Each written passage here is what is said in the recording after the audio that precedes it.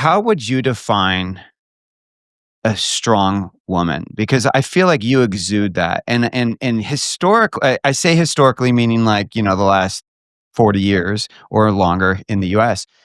I feel like female strength was defined by male strength. Mm. But yet uh, you exude a femininity, you exude a strength and an intelligence, like I feel like in a sense maybe you're redefining what a strong woman is and can be. Would you Thank say that? Thank you. I think to answer your question, I think a strong woman, it is different than a strong man. I think we get our strength from discernment rather than outward power. So by what we say no to and what we say yes to. We've really been the last few decades kind of conditioned and just culturally in this wave of uh, do everything and accept everything and still keep your feminine forgiveness and flexibility. Flexibility is a very important part of health, period, but and happiness as well, joy. But I think it's really discernment because for females, it's what we say no to. If we say yes to a bad partnership, we have a terrible life, right? It's what we say no to. I love that. But yeah, but isn't it fascinating? Because really, we've been in such a patriarchal society, right, for so long, particularly here in the U.S. But as you're traveling, what I think I even think of like other cultures as very, being very patriarchal as well. Is that your experience? Like, what are the roles that you're finding women are playing in these other cultures, and how are they defining female strength, in these cultures? I love this question. I'm so glad you're asking this. Um, it's so different because we would probably from the outside define most of the places that I go to, if not all, patriarchal, but it doesn't come with the negative connotations that we have. And it doesn't come with the negative results either. So it's very, very different. Females are very discerning. They know what they bring and what they want, and they get it. And they're very calm and joyful. And as a result, they're kind of like flowers. Like, even to me, when I come into most of the cultures, they immediately are holding my hand and taking me under their wing and snuggling and cooing me like I'm a child. It's wonderful. It feels so nice. You would never have that in our in Boston or in Miami. So, right, this just wouldn't happen. And it's not seen as female male roles aren't the power dynamic that we've defined them as like this person is controlling or all the negative connotations like abusive. No. And this one is submissive and this. No. It's very different. It's almost hard for us to cognitize, I would say, without seeing it. I luckily had examples in my own family because I'm from a family with really good marriages and relationships. But uh, the male isn't controlling or in charge. He would never see it that way either. It's more that they are like yin and yang. They're two sides to a necessary coin. And so the male has different roles than the female. And as the roles are so divided, it's not limiting. It gives you freedom. It gives you the kind of freedom, at least from what I hear from women, most are searching for quietly, secretly, while they cry themselves to bed at night over their glass of wine, right? So it's really incredible. They get to spend time with their family, their children, their sisters. They're laughing all the time. They're dancing all the time. They're not restricted. Now, where I think things have turned into all our culture and where it's going and in other places, and what we think that we see when we see, say, a borderline tribal culture, which is a hybrid of modernization and the past, or the traditional ways, is that mental illness comes in and microbiome imbalance comes in. And when those things come in, that's when people get coercive, abusive, manipulative, right? The traditional negative of the male was power and control. The negative of the female is manipulation. We're seeing both, and both aren't good. So we get more and more of that as I see more mental illness set in and more overall imbalance.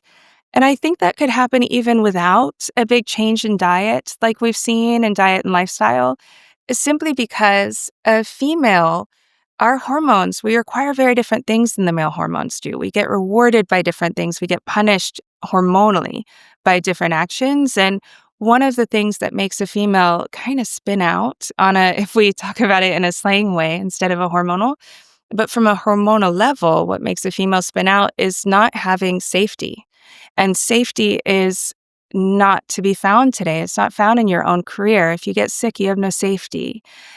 Traditionally, the safety was provided by the whole community to the females and to the children. It wasn't just to their marriage.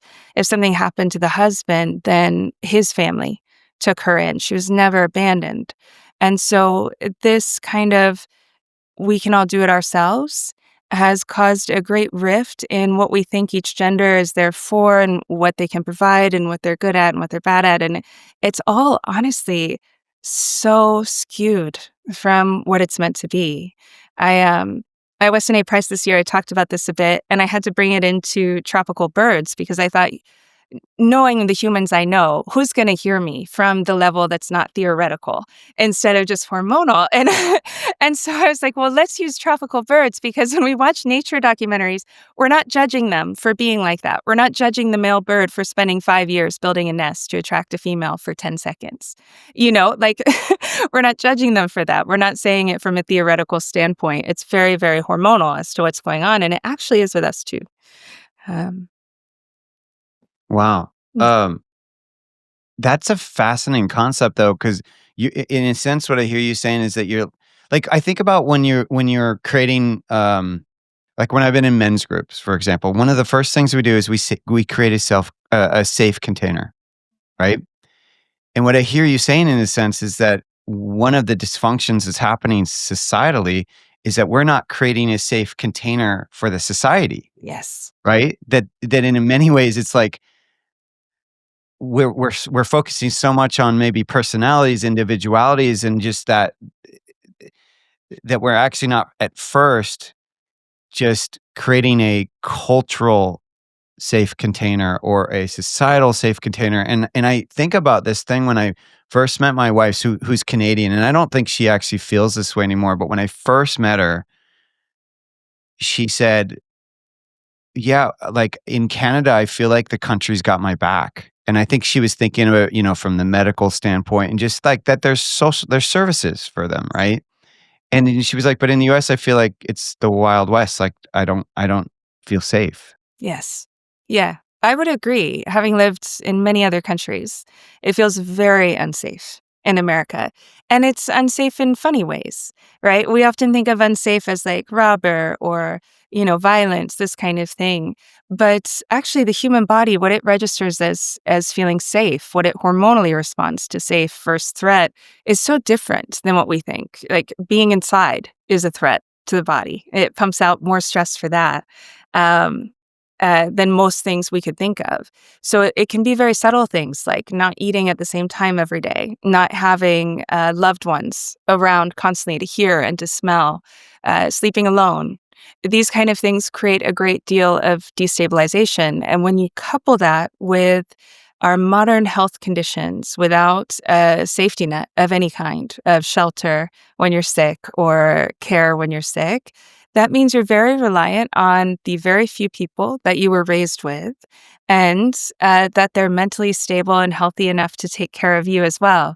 So it's a very shaky system. It really is. And for females, when they provide for themselves, and I mean shelter, food, care for the children, okay, and we're talking from a scientific hormonal standpoint, we're not talking from a theoretical, the cortisol is very, very high. The reward is not there. It's a bit of a punishment. It can be done. We obviously can do it, but it does take a toll. And we're seeing that, especially around perimenopausal years. The cortisol has become too much of an issue for phase 2 and 3 of the liver, and we have a lot of penalties for that. Now, in contrast, when men struggle, of course, there's a cap as well. But when you go and you work towards something, someone born a male goes and works towards something, you get a huge hormonal reward. So it's a very big difference. We get rewarded with nurture, you get rewarded with output. And so the fact that we're all kind of pretending that we're all the same it's causing huge issues to both genders, and both genders are paying the price with dealing with each other and with ourselves.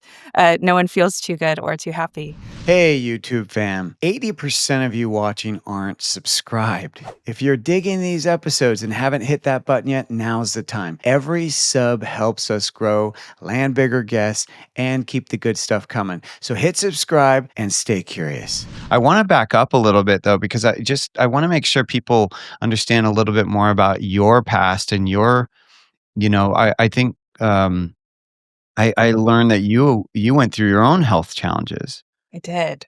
Can you share a little bit about that? Because I find it fascinating that what at least what you've articulated in some of the interviews I've watched is the three things that help pull you out initially. Because if you look at it as stages, but the first stage was gratitude, affirmations, and mindfulness, and it's like, well, that's not what we usually think about as healing. I mean, it's healing qualities, but it's not usually like, well, this is what's going to start the process. We Mhm. just usually see it as part of the process. Mhm. Yes. Yeah, definitely. It was a huge part. I was a very healthy kid growing up, so I didn't have any of these issues that other people do. I was very lucky as far as that goes, and I was studying biology in the Bahamas. I was at a field station, and I got a mycobacterium infection, which is really hard to kill, and we were on an island without hospitals or doctors or roads. Well, there was one road, but my fever of 106 lasted for 6 days, and at the time seemed to permanently damage my nervous system.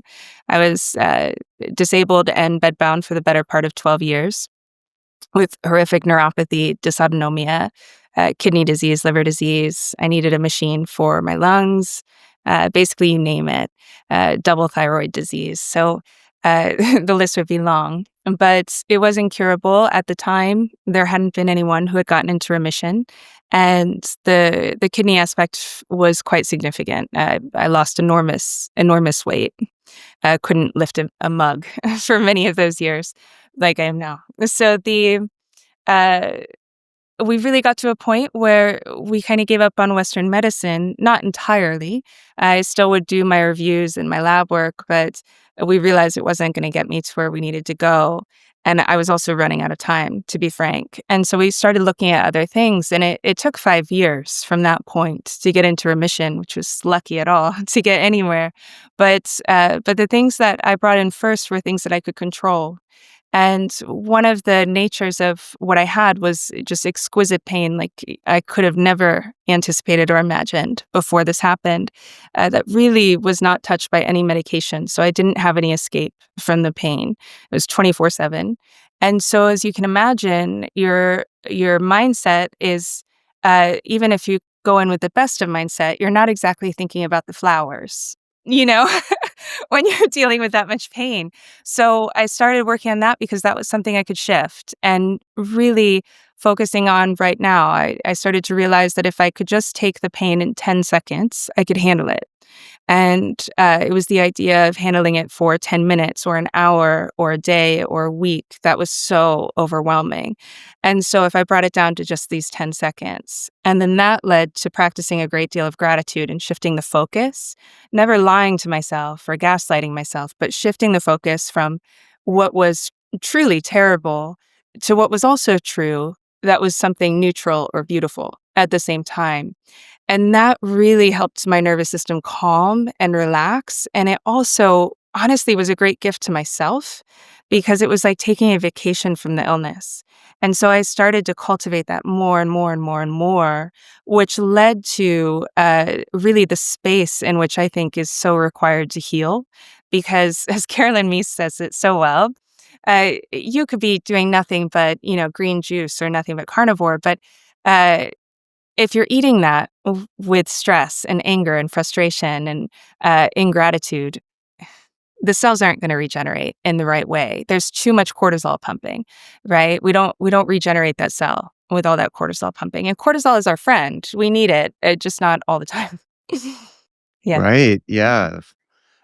I have to wonder, so this part of your journey was before you started going into the other countries and exploring other cultures, correct? It was. Yeah, I was always a traveler, and I'm from a family that's lived internationally quite a bit.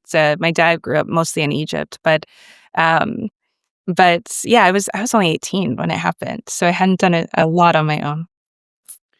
I have to wonder that that process, that journey is, really painted your experience as you entered these other cultures, the humbleness, the mindfulness, the kinda separation of ego that probably came through that process.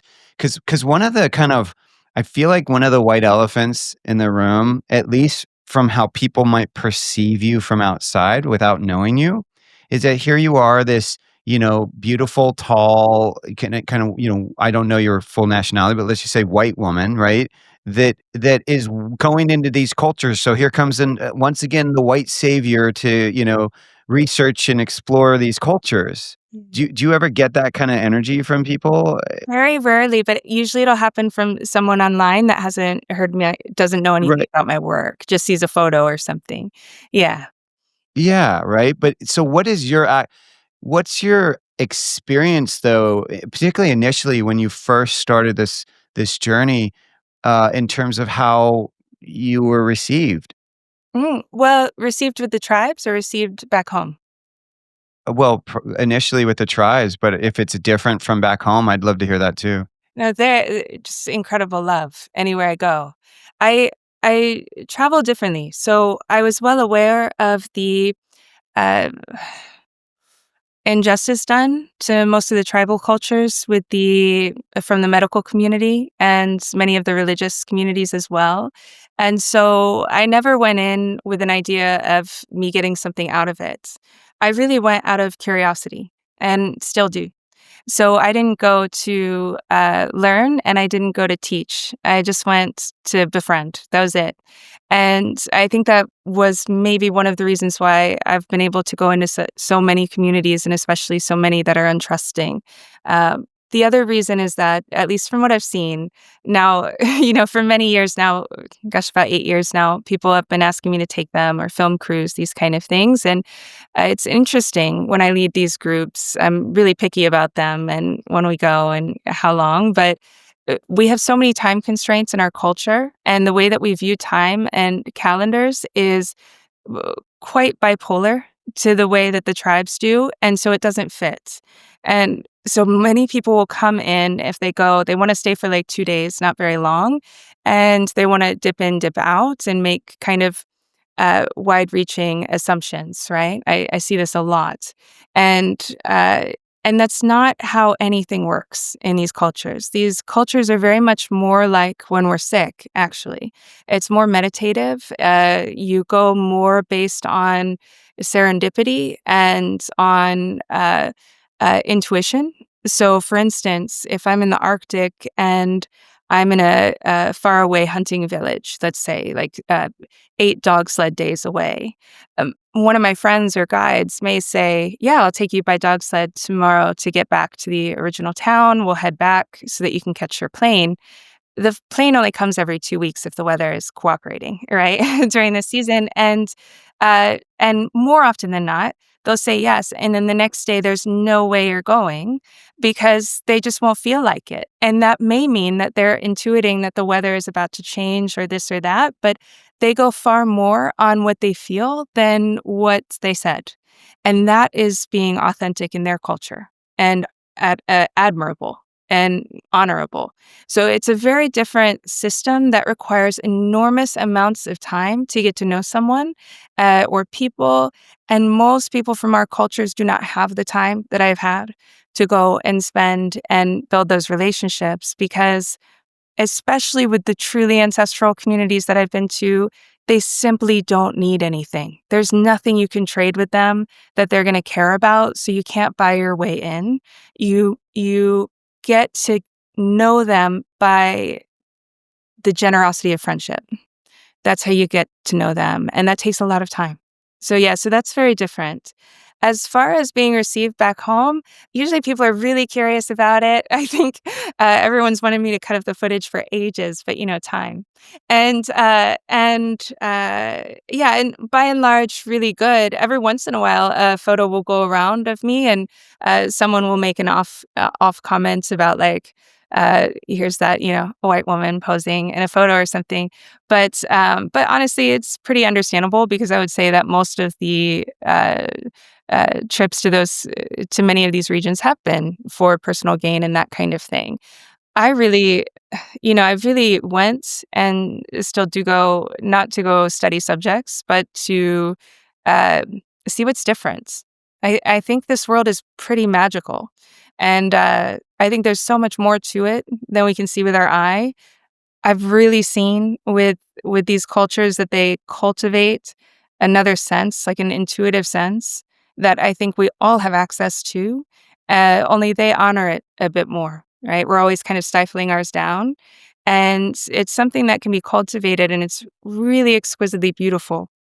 So I love to go and spend time because it reminds me of those beautiful last years of illness where you just hear the birds and you see the light in the dust and uh, it's lovely. Yeah. How do you decide where to go? And then and really kinda coupled with that question is, like, how do you even initiate it? Yeah. You know what I mean? So you're deciding, "Okay, I wanna go here," but then how do you then outreach and, like, actually connect with people to make it happen? A lot of it is serendipity, honestly. So there have been times where I've had plans where I want to go to this culture or that culture, and I'll make plans and I'll go. But with those where I like outwardly decide, very pointedly, I'll usually go to a neighboring town about as close as you can get with a moderate, like a mix of civilization, a mix of modernity. And I'll just wait and I'll meet people. And eventually, usually someone grew up in that region where I want to go and they'll bring me back as a friend. And so that's usually how I go in. That also gives me a bit of time to learn the language as well, which is pretty important. So that's usually how I go about it. Sometimes I get invited, like I was invited by the Sami. Sometimes, uh, it, honestly, more often than not, it's serendipity. So while it started with going to some of the carnivore tribes that I had read about in medical anthropological journals when I was sick, then you catch wind of all these other groups, and while many times we talk about, at least in the podcast and book sphere, we kind of hear of the same cultures over and over, but there's so many that are I really not heard about because they're tiny. And, so I'll catch wind of those, and usually, not always, but I'll try to find ones that aren't written or spoken of much because that usually indicates not always, I have been let down, but that usually indicates, more ancestral living and less modernity. Is ancestral living the curiosity, the around ancestral living, is that the driver or, Honestly, like yeah, I'll tell you, and I know this isn't a good answer, but it is the honest one. I've really, since going through the illness, I don't really have these outward goals or output driven desires. And I don't know why that snapped off of my body and hasn't come back. But I really don't go for any individual purpose. I kind of just follow these open doors, and they keep happening, and they've been really beautiful. So I do really enjoy. I enjoy the experience. It's like living out my wildest fantasies as a kid, watching things like Indiana Jones and, seeing these temples and these jungles with like exotic animals. It's amazing. So I love that, but I really love seeing the different diets and lifestyles and how it's not rigid. I think a lot in the health sphere, people are kind of hammer and nail, like everyone should do what I did because this healed me. And there's a place for that, and that's very understandable. But humans across time are kind of a unique animal in that we have eaten different diets from each other. I don't really see that with many other animals, but we do that. And we can do that and be in perfect health. So one of the things I was curious about was if people were still healthy enough in these regions to still display that and to show that. And that was just a very quick yes that I saw in the first, year of traveling. Um, but yeah, I would say more than anything else, it's affirming. It's very life affirming to see how humans can live in such harsh conditions. What we would consider harsh, right? If I dropped you in the Arctic or in the Amazon, we'd be very lucky to survive. It would be unrealistic too, and yet they're thriving and they're healthier than we are. They're more joyful than we are. They sleep better. They live longer. Like they kind of have our utopia, and I think that speaks so much for the human spirit, and it opens doors rather than shuts them in terms of possibility. Yeah, it's so fascinating. I mean, it's like I love the fact that you're following. I love how you said the open doors, and you're in a sense following your own intuition and kind of spirit to where to go. But I guess the inevitable question that you probably get asked all the time, but and I would it would be idiotic for me not to ask this, which is af through all these travels, is there any theme? Is there any kind of like, "Oh, these are very specific human traits or very specific nutritional practices that I believe I should pull from each one of these?" And have you compiled like that top 3 list of like, "Okay, here's the top 3 things that I think we're missing here in the US?" Like, because when we experience things out in life, I think a lot of times, inadvertently, the motivation is, well, how do I connect with that, right? It's like we go outside ourselves and then we bring it inward, and sometimes it's inward to outward, right? But there's a constant ebb and flow of that. So I have to wonder, how are all these experiences getting boiled down inwardly for you, and then how you now practice life? I would say that I had incorporated most of the things that I found before going to these cultures, and that it was in that incorporation, and that was just lucky that that matched up. But it was in that incorporation that I got into remission. The the things that I think we're missing the most, there's really four of them. So, like, if you imagine sitting in a chair, you need four legs. If you're missing one, you fall. It doesn't matter which one. I think they're all equally important, and there may be more, but diet is one, so we can go into that. Another is lifestyle, being in the sun a lot, even if it's a cloudy place, being outside, touching dirt, snuggling constantly with humans, never being alone, eating with your hands. There's a number of things. Mindset is another. In all the cultures I've been to, and especially the ones in the harshest climates, you start cultivating character and the characters of virtue from infancy with your children. And so that's a really big piece of, I think, we're lacking. We don't cultivate resilience unless we figure out how to do it on our own. Our culture doesn't help us with that. And then the most important, I think, that we're lacking is community, honestly. Community is everything in these cultures. And to be honest, we need a lot of community for very biological things. Some of the things that are perhaps we could easily be judged for as really bad are also very necessary. Humans, we don't produce some of our reward chemicals like oxytocin without an other, without our tribe and their tribe. And so we often talk about oxytocin as the love chemical between couples and parents and children, but it's also actually a communal hormone, very much so. And so the more tribes see themselves as different or communities see themselves as different, the more oxytocin is actually produced and the more reward. And as we've kind of all become one gender, one culture, one everything, we're losing a lot of that, which leads to a lot of depression. Also, and just panic, right? Uh, yeah, we don't have to define it. It could just be social upset. But also, the community is where we forget about ourselves, and I think that we're really missing that. If I get someone in my office who's depressed, if they're physically able to, one of the first things I'm gonna assign, aside from diet and some of the lifestyle things, is to start taking care of someone else. Because when we take care of someone else, we forget about our own troubles, and that's incredibly important for sanity. Incredibly. And so as we've become more of an isolationist, more of a everyone lives in their own house, everyone's separate, no one's problems are your problems, we're falling apart as a animal and as a culture. Yeah. Yeah, there's two of those pillars that you talked about. I would love to dive in a little deeper with them because they're kinda hot topics, and particularly as a father, one of them particularly is, like, when you mentioned it, I'm like, "Oh, what's the secret?" And it's a resound, so how do you teach kids to be resilient? Like, how? Because you mentioned that they are getting this from the minute they're born, so what is it they're getting? Because as a parent, I would love to make sure that I'm instilling those characteristics into my child.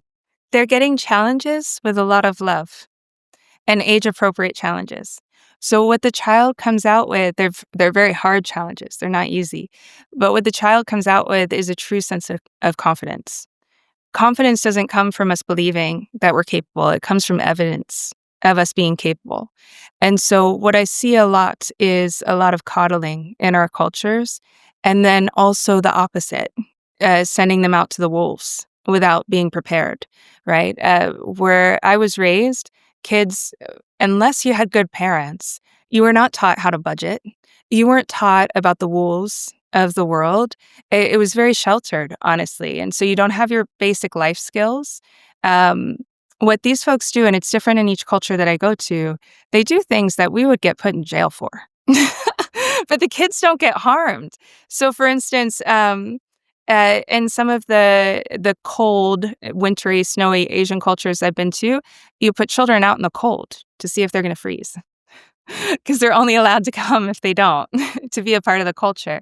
And in some of the Latin American and South American cultures, you take children into the extreme saunas that will break an adult, right? And the children are there. Now, the adults are there to intervene if something happens, but I've never seen them have to intervene. What happens instead is the child becomes so proud of themselves for facing something so incredibly difficult. And although they may feel like they're doing it on their own, I can't say what they're feeling, but their whole community is outside cheering for them silently. And then they cheer non silently, very loudly when the child succeeds. And so the child is constantly tested and then taught that it can do the thing it thought it absolutely could not on its deepest core. And then the entire community recognizes that accomplishment. And what you get from that is a true sense of confidence to go in the world and around the world with, because you never know what's going to cross your path. You never know the travesties that are going to bestow you. But if you know that you can get through hard things and that you've gotten through impossible things that you couldn't before, you don't lose your mind in that process. You stay solid. Oh my god, you're giving me chills, like, I love this, but, it's interesting because it is going back to community, which you already highlighted. Because I'm thinking about just, like, sometimes this is happening on an insular level, like, where it's just happening within the family, so then the kid goes, "Well, of course you guys think this way because 'cause you're my parent," right? But when it's happening on a community level, well, there's no denying that this is important and of value and you matter and yada yada, right? It's like Yeah, I'm really understanding, like, what you're talking about when you say, like, how important community is and how we're not valuing that as much in American society. I would say at all. I don't think we value it at all. And Mhm. I think it's because we haven't felt the full effects of it yet, of losing it. I'm sure many of your listeners will remember I grew up on, like, a Leave It to Beaver Street. And so, all of the neighbors, we knew all of each other. We would run in and out of all the children's houses, and it was like all the moms were ours, And, there's a different level of community when you've got something like that to where you don't even know who your neighbor is unless there's a power outage. It's totally, totally different, and I think I'm really seeing a real mix of kids getting utterly thrown to the wolves and adults too. I hear when I'm walking about, I walk a lot. So when I'm walking about in cities or if I'm in a restaurant, I hear people talking about some of the things they're going through and how their family or friends respond. And very often, a common response that I hear in the States, if someone is going through something very hard and they share it with someone else, the other person will say, "That's not my responsibility to deal with." It's not empathy. It's not, "Oh my gosh, that must be so hard. How can I help?" It's, "Well, that's not my responsibility." It's very cold. And so a lot of people are getting sent into this world like, "We'll figure it out." And that is not a way to get confidence. That is a way to, disintegrate, honestly, as an individual and as a culture.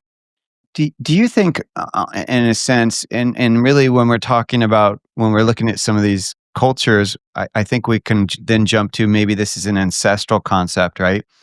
Which is, do you think there is and or was a more sense of ownership of, and I don't mean like, oh, slavery ownership, obviously. I'm talking about like ownership of terms of like, hey, we are a humanity here. We are all human and we need to take care of each other. Yeah, 1,000%. To such an extreme level. Like if you take Mongolia, nomadic culture, when you come across a gur or a yurt, right, a tent home, uh, if someone, whenever the family leaves, they may be coming back in 4 months. When they leave the house fully stocked as if their best friend is coming, so that if someone comes along the way and doesn't have food or shelter, they can use their home. Total stranger. They'll never even meet that person or that family. It's It's bringing tears to my eyes. That's so beautiful. Yes, it is it's exquisitely beautiful. But I feel like it's bringing tears to my eyes, precisely because of what you're saying, which is I don't typically feel that way. And so yet on a certain level, I'm like, this feels like the human experience. Like this is what we're missing. It is. And so I'm feeling both like, oh my God, what a beautiful gesture, what a beautiful way to exist, coexist. And I'm also feeling the space that, oh my gosh, yeah, I never feel that way. I think that's actually more of our birthright to feel that way. It's a normal feeling day in and day out, when I'm with these communities. It's a normal feeling, I would say, for most who have to go through Herculean effort to heal. Not in the first years, but having seen so many people's journey, I think that happens a lot. I think it's what we have access to, but we don't really know how to get to it because we're not really raised with that. So, in so many traditions, there's this mythology of the homeless person sitting on a box. Have you heard about this one? And they're begging every day. And one day someone asks the homeless person, "Oh, what's in your box?" They're like, "Oh, nothing. I've been sitting on it for 30 years." And they open it up and it's full of gold. And I and I think it's such a good a good metaphor for the reality of our life, because at any given moment we can truly be in a very real, very horrific, uh, present day hell, a true one.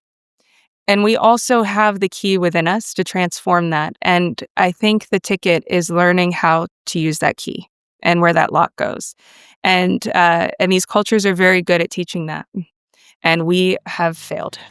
We have failed ourselves, our children, everyone. Well, I hope you enjoyed that episode with Mary Ruddick. Thanks so much for tuning in to part 1. In part 2, we cover some really cool stuff, y'all. So we explore how early life shapes our microbiome and mental health. And the big one, why community is medicine. Oh, I can't wait till you hear what she has to say about this. And what we can all do to reclaim ancestral wisdom in daily life. Hey, if this episode sparked something for you, be sure to subscribe and share it with someone who needs to hear it. Let us know your thoughts in a review. Catch you in part 2.